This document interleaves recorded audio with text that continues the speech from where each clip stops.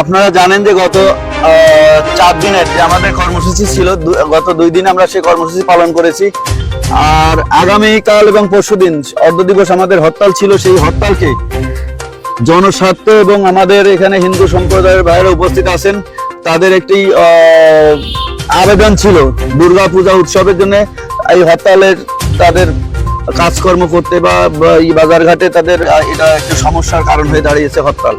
সে কারণে আমরা আমাদের সর্বদলীয় কমিটির যে সর্বদলীয় সম্মিলিত কমিটির নেতৃবৃন্দদের সাথে সবাই মিলে আমরা আলোচনা করে সিদ্ধান্ত নিয়েছি যে আগামী 2 দিনে আমাদের যে অর্ধ দিবস হরতাল 16-17 তারিখে ছিল সেটি আমরা প্রত্যাহার করে আমরা বাগেরহাটের জেলা এবং উপজেলায় যে কয়টি নির্বাচন কমিশনারের অফিস আছে সেই অফিসে আমরা অবস্থান কর্মসূচি গ্রহণ করেছি। এটা আগামীকাল সকাল 9টা এবং পরশুদিন 17 তারিখ সকাল 9টা থেকে 1টা।